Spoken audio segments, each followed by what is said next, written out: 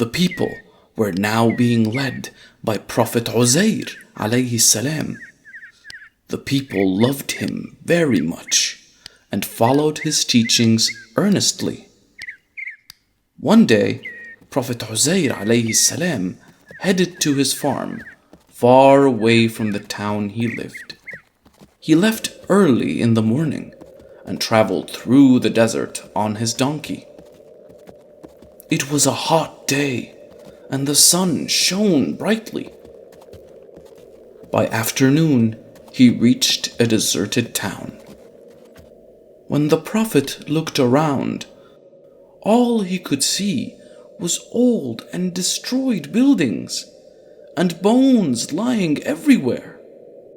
He was really tired, so he decided to take rest under a tree. He took out his food and started eating it. After some time, the Prophet stood up and looked around. When he saw the ruined city, he was sad. How could Allah subhanahu wa ta'ala bring back life into the city? He wondered. He said this not out of doubt, but out of curiosity. When Allah heard this, He decided to teach the Prophet a lesson. He sent an angel of death to the Prophet, and the angel took his life. The Prophet lay without life under that tree for 100 years. In the meantime, his donkey died, and it turned into dust, except for its bones. After 100 years, God sent the angel of death back to the Prophet to revive him. The angel arrived and raised the Prophet back from the dead. The Prophet opened his eyes and saw the angel standing before him. The angel asked him, "For how long did you sleep?" "A day or part of a day." He said this because he knew he had slept early afternoon, and now it was late in the afternoon. "You remained asleep for 100 years, said the angel. The Prophet was shocked to hear that. He realized that it was by the power of God that he came back to life. He then ate and drank from the food he brought with him. Then the angel revived his donkey as well. The Prophet learned a lesson that day. Allah had made a sign for his people. He then rode on his donkey back to his native town. But he was not quite ready for the surprise waiting for him. The Prophet had been gone for 100 years, and in that time the whole town had changed. He rode on his donkey and passed through the town. There are new buildings everywhere, and he couldn't recognize anyone in the town. He rode toward his house, hoping someone would recognize him.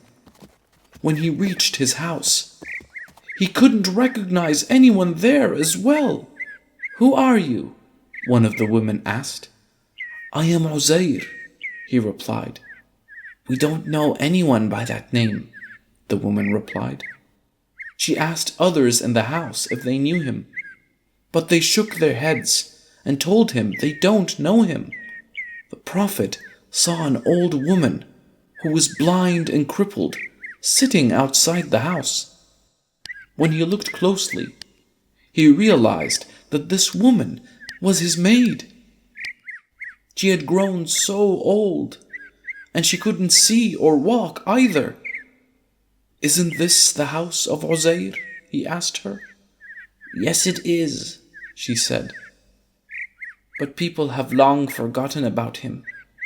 He was gone around 100 years ago." "I am Uzair," he told her. "Allah had taken my life, and now after 100 years, He has returned it to me." The old woman was confused.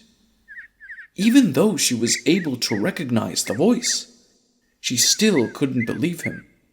How could she? The Prophet had been away for not 1 or 2 years, but for 100 years. So she told the Prophet, Allah used to answer Uzair's prayers. If you are Uzair, then pray to Allah that I might see. The Prophet agreed and prayed to Allah. He stood up and placed his fingers on her eyes, gently massaging them. Then he took her hands and said, "Get up by the power of Allah." She opened her eyes, and now she could see. Her blindness was gone. Then she stood up and walked as well. The old woman couldn't believe this. She told the Prophet, "Yes, what you are saying is the truth. I bear witness that you are Uzair." The Prophet then asked her the whereabouts of his children. She told him they were doing quite fine. His eldest son was 118 years old by now. She took the Prophet to an assembly of Israelites. The Prophet's son was the head of the assembly. Even his children and grandchildren were part of the assembly. The old woman introduced the Prophet to his sons. "This is your father." His sons were baffled. Their father was dead for almost 100 years by now. How could this ever happen? They were confused.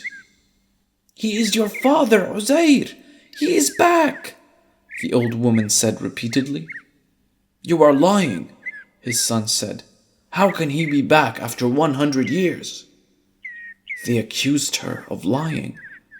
"I am your old maid," said the woman.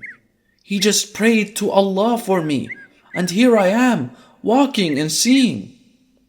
The people then stood up and approached the Prophet. "My father had a black mole between his shoulders," he told the Prophet. "We will believe you if you can show me that mark." The Prophet took off his shirt and showed them the black mole. His son couldn't believe it. He now knew that they were standing before his father. He couldn't believe his eyes. Everyone was happy. Many of the young men gathered there had never met the Prophet, but they had heard stories about his wisdom from their parents. They had another reason to be happy as well. Uzair was sitting under a tree, and the people were standing before him. While the Prophet was asleep, Nebuchadnezzar, the evil king of Babylon, had destroyed all the copies of the Torah to destroy their religion. No one remembered the Torah now. The only copy left in the world was buried somewhere only the Prophet knew.